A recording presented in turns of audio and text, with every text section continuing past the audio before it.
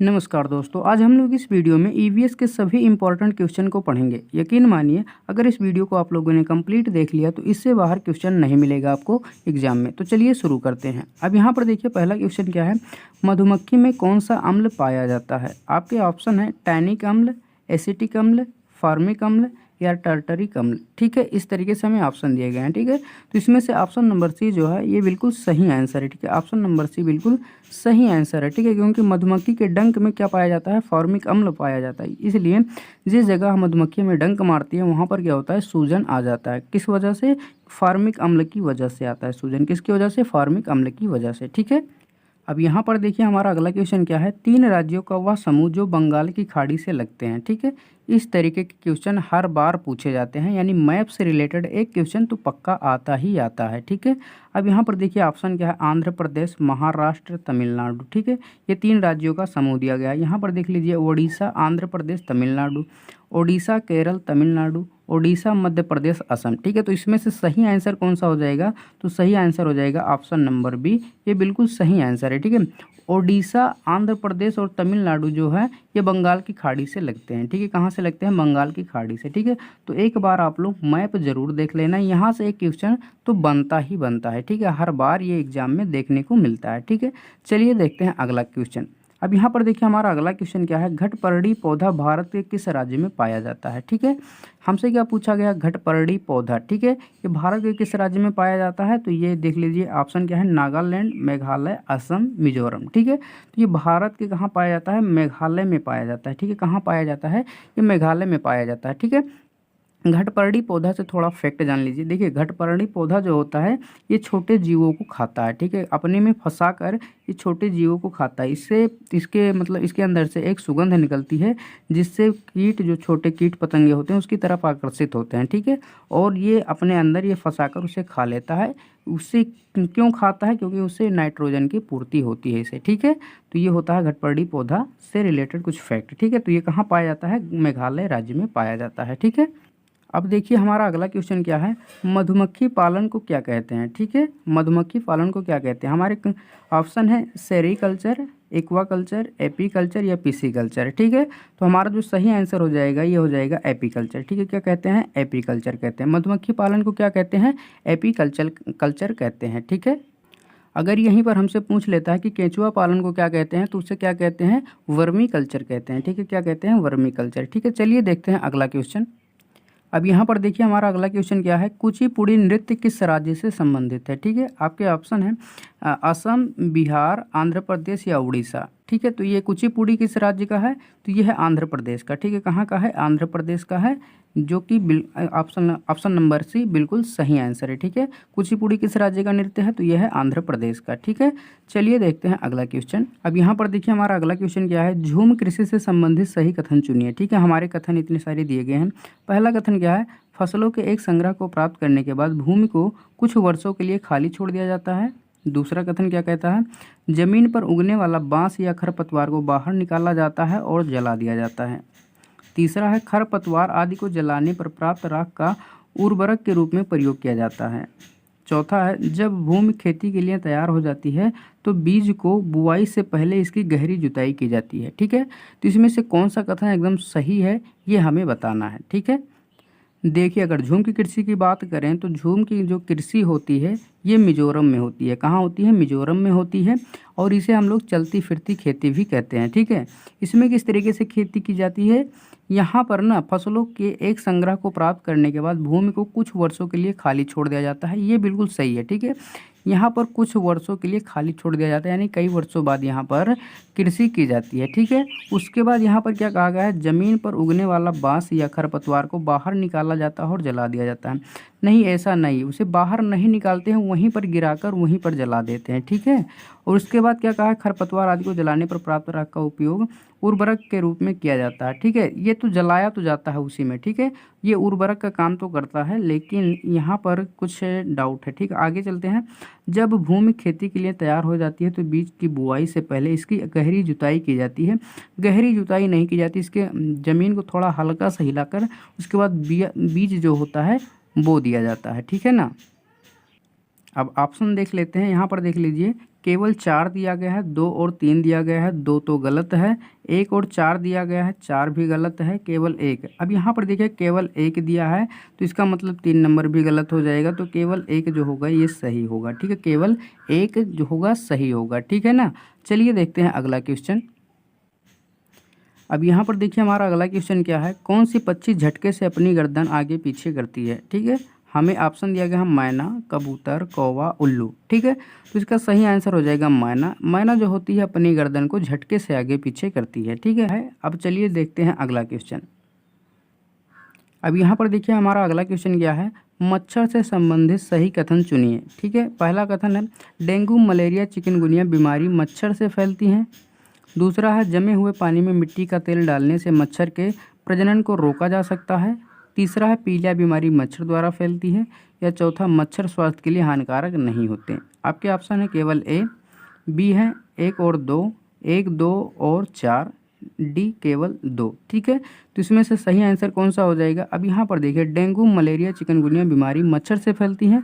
हाँ बिल्कुल मच्छर से ये फैलती हैं। जमे हुए पानी में मिट्टी का तेल डालने से मच्छर के प्रजनन को रोका जा सकता है। हाँ बिल्कुल रोका जा सकता है। पीलिया बीमारी मच्छर के द्वारा होती है। नहीं, मच्छर स्वास्थ्य के लिए हानिकारक नहीं होते। अरे क्यों नहीं होती, हानिकारक होते हैं। ठीक है, अब यहाँ पर देखिए जमे हुए पानी में मिट्टी का तेल डालने से मच्छर के प्रजनन को कैसे रोका जा सकता है, क्योंकि जब मिट्टी का तेल हम लोग डाल देते हैं तो जो पानी का जो सरफेस होता है यानी कि पानी का जो पृष्ठ तनाव होता है ये कम हो जाता है और मच्छर का जो अंडा होता है या मच्छर जो होते हैं उसमें फंसकर मर जाते हैं। ठीक है, इससे जमे हुए पानी में मिट्टी का तेल डालने से प्रजनन को रोका जा सकता है। ठीक है, तो इसमें से 1 और 2 जो कि बिल्कुल सही आंसर है, 1 और 2 बिल्कुल सही आंसर है। ठीक है, चलिए देखते हैं अगला क्वेश्चन। अब यहाँ पर देखिए अगला क्वेश्चन क्या है, परिवार एवं मित्र की उप थीम नहीं है। आपके ऑप्शन है कार्य तथा खेल, जानवर, पौधे या फिर यात्रा। ठीक है, तो इसमें से हमसे क्या पूछा गया, उप थीम नहीं है, तो यहाँ पर उप थीम कौन सा हो जाएगा, यात्रा जो है उप थीम नहीं है। ठीक है, यात्रा क्या है, उप थीम नहीं है। ठीक है ना, और ये कार्य तथा खेल, जानवर और पौधे ये सभी क्या है, उप थीम है। यात्रा जो है उप थीम नहीं है। ठीक है, यहाँ पर देखिए अब हमारा अगला क्वेश्चन क्या है, आलू का कौन सा भाग हम खाते हैं। ठीक है, जड़ खाते हैं, तना खाते हैं, पत्ती खाते हैं या फल खाते हैं। तो आलू का हम कौन सा भाग खाते हैं, तना खाते हैं। ठीक है, कौन सा भाग खाते हैं, तना खाते हैं। ठीक है, अब यहाँ पर देखिए हमारा अगला क्वेश्चन क्या है, अगला क्वेश्चन देख लेते हैं। अब यहाँ पर देखिए अगला क्वेश्चन क्या है, निम्नलिखित में से रबी की फसल है, धान है, गेहूँ है, खरबूजा है या मक्का है। तो इसमें कौन सा हो जाएगा, गेहूँ हो जाएगा। ऑप्शन नंबर बी बिल्कुल सही आंसर हो जाएगा। ठीक है, रबी की फसल कौन सा है, गेहूँ है। ठीक है, कौन सा है, गेहूँ है। ठीक है, चलिए देखते हैं अगला क्वेश्चन। अब यहाँ पर देखिए हमारा अगला क्वेश्चन क्या है, हमारा अगला क्वेश्चन है बिहू किस राज्य में मनाया जाता है। ठीक है, असम, उत्तर प्रदेश, केरल या झारखंड। तो बिहू कहाँ मनाया जाता है, तो बिहू मनाया जाता है असम में। ठीक है, कहाँ मनाया जाता है, असम में मनाया जाता है। ठीक है, बिहू कहाँ मनाया जाता है, असम में मनाया जाता है। अब यहाँ पर देखिए हमारा अगला क्वेश्चन क्या है, मधुमक्खी पालन से संबंधित सही कथन चुनिए। पहला कथन है मधुमक्खी पालन में बिहार का बौचाहा गाँव प्रमुख है।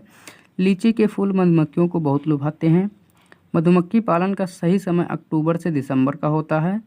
या फिर चौथा कथन है मधुमक्खी पालन को एपीकल्चर कहते हैं। ठीक है, तो इसमें से कौन कौन से कथन सही हैं ये हमें बताना है। ठीक है, अब यहाँ पर देख लीजिए ऑप्शन क्या है, 1 और 4, 3 और 4 या सभी या केवल 4। ठीक है, तो यहाँ पर देखिए मधुमक्खी पालन में बिहार का बौचाहा गाँव प्रमुख है। ठीक है, हाँ ये बिल्कुल सही है। बिहार में जो होता है मधुमक्खी पालन, बौचाहा एक गांव है, वहाँ पर बहुत अधिक मधुमक्खी पालन किया जाता है। लीची के फूल मधुमक्खियों को बहुत लुभाते हैं, ये भी सही है। मधुमक्खी पालन का सही समय अक्टूबर से दिसंबर होता है, ये भी सही है। मधुमक्खी पालन को एपीकल्चर कहते हैं, अभी हमने जस्ट पीछे एक क्वेश्चन पढ़ा था, ये भी सही है। ठीक है, यानी कि क्या है, सभी के सभी सही हैं। ठीक है, सभी ऑप्शन सही हैं। ठीक है, चलिए देखते हैं अगला क्वेश्चन। अब यहाँ पर देखिए हमारा अगला क्वेश्चन क्या है, 3 पक्षियों का वह समूह जो हमसे 4 गुना अधिक दूर स्पष्ट देख सकते हैं।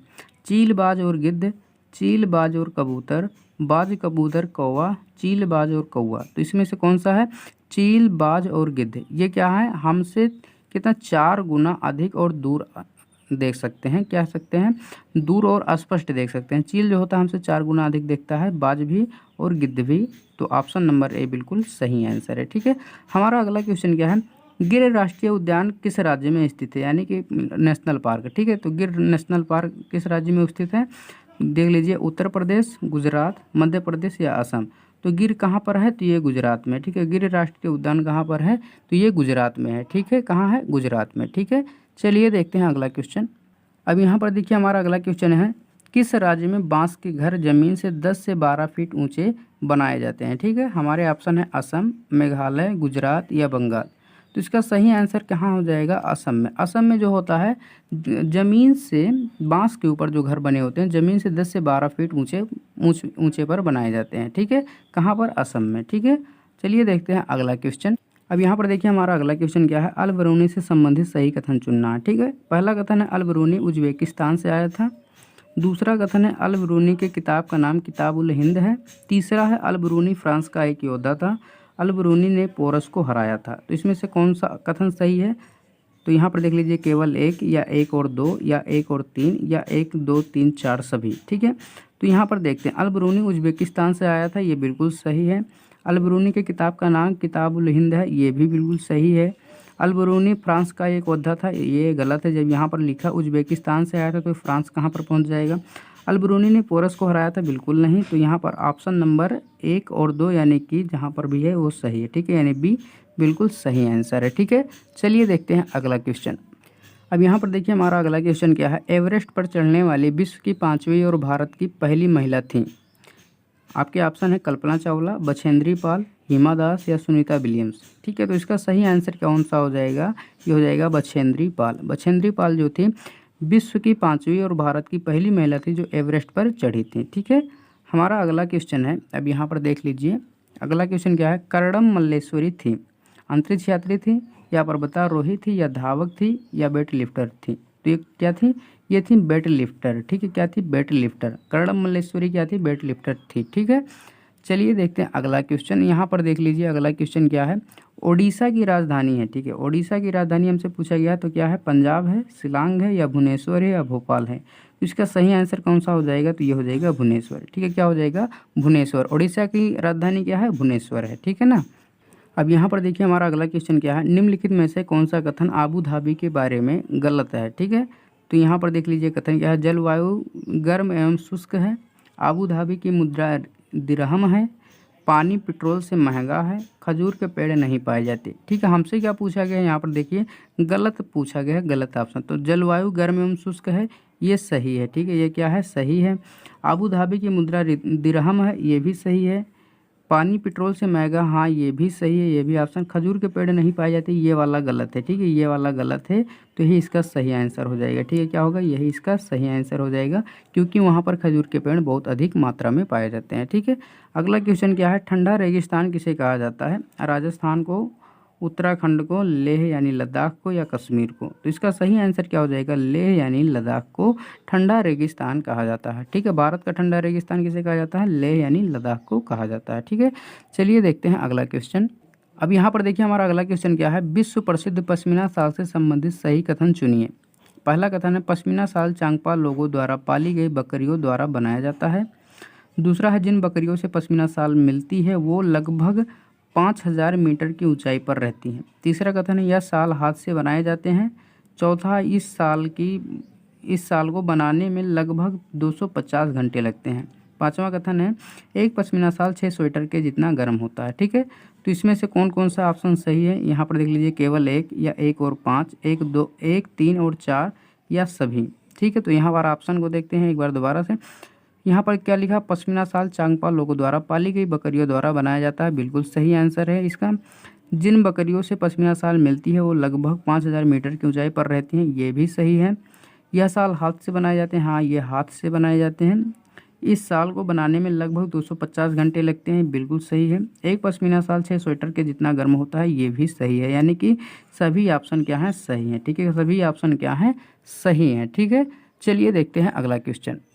अब यहाँ पर देखिए हमारा अगला क्वेश्चन क्या है, किस राज्य में नाव पर घर बनाए जाते हैं जिसे डोंगा कहते हैं, ठीक है। ऑप्शन है असम, मेघालय, श्रीनगर या पंजाब। तो यहाँ कहाँ होता है? ये श्रीनगर में होता है, ठीक है। इस तरह के घर कहाँ बनाए जाते हैं? श्रीनगर में बनाए जाते हैं। श्रीनगर में जो होते हैं नाव पर घर बनाए जाते हैं जिसे हम क्या कहते हैं? डोंगा कहते हैं, ठीक है। हमारा अगला क्वेश्चन है सहजन के फूल के पकौड़े किस राज्य में खाए जाते हैं, ठीक है। उत्तर प्रदेश, मुंबई, बिहार या असम? तो ये कहाँ खाए जाते हैं, ये मुंबई में खाए जाते हैं। सहजन का पकौड़े कहाँ खाए जाते हैं, मुंबई में खाए जाते हैं। और उत्तर प्रदेश में क्या खाया जाता है, कचनार के फूल के सब्जी खाए जाते हैं। ठीक है, कचनार के फूल की सब्जी खाया जाता है कहाँ, उत्तर प्रदेश में। और सहजन के फूल के पकौड़े कहाँ खाए जाते हैं, ये मुंबई में खाए जाते हैं। ठीक है, चलिए देखते हैं अगला क्वेश्चन। अब यहाँ पर देखिए हमारा अगला क्वेश्चन क्या है, मधुबनी चित्रकला किस राज्य की प्रमुख चित्रकला है। ठीक है, बिहार, पंजाब, उत्तर प्रदेश या असम।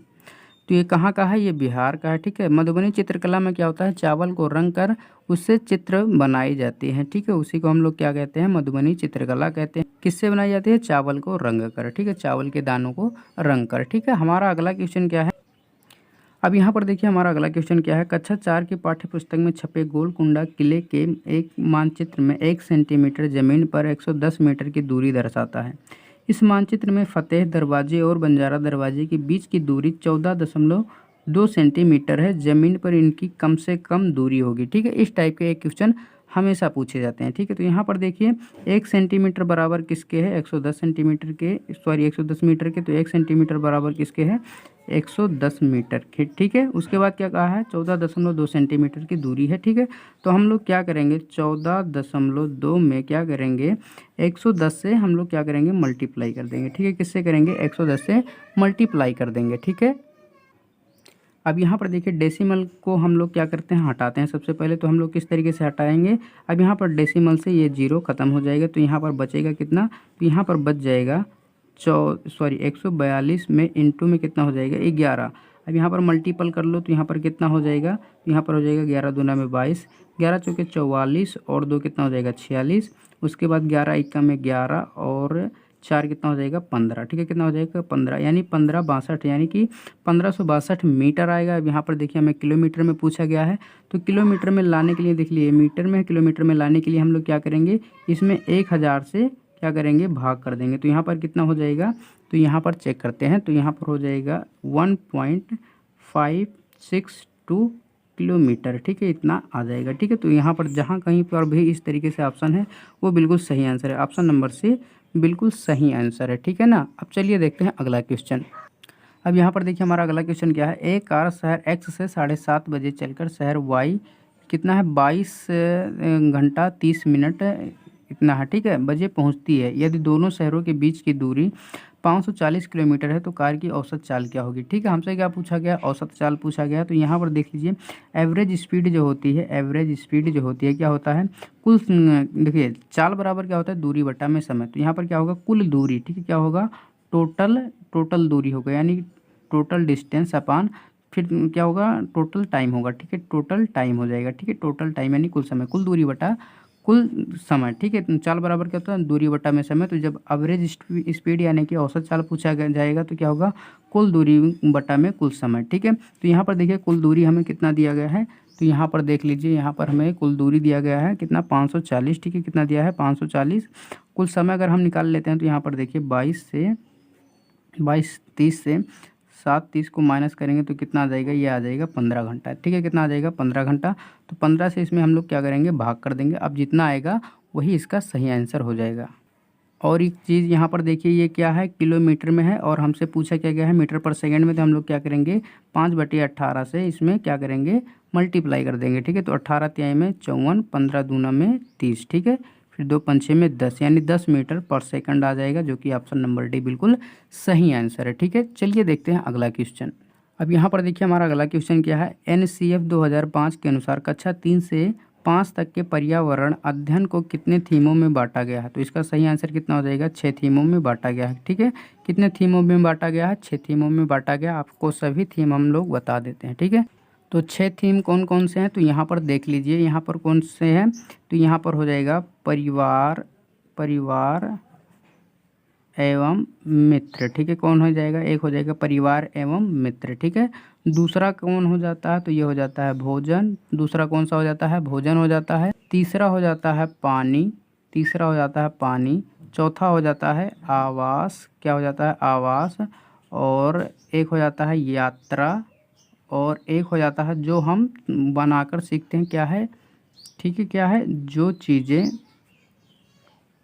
चीज़ें हम बनाते हैं। ठीक है, क्या है, जो चीज़ें हम बनाते हैं। ठीक है, तो इन्हीं 6 थीमों में क्या बांटा गया है, एनसीएफ 2005 के अनुसार कक्षा 3 से कक्षा 5 तक के पर्यावरण को कितने थीमों में, 6 थीमों में बांटा गया। 6 थीम कौन कौन से हैं, ये हैं। ठीक है, अगला क्वेश्चन क्या है, मलेरिया की दवाई बनाई जाती है, यहाँ पर देख लीजिए, आम से, बबूल से, इमली से या सिनकोना से। ठीक है, तो सिनकोना का एक पेड़ होता है जिससे कुनैन नाम की दवाई बनाई जाती है जो मलेरिया की दवाई होती है। ठीक है, तो आज का वीडियो बस यहीं तक। अगर वीडियो पसंद आए तो वीडियो को लाइक शेयर सब्सक्राइब करना ना भूलें। चलिए मिलते हैं अगले वीडियो में।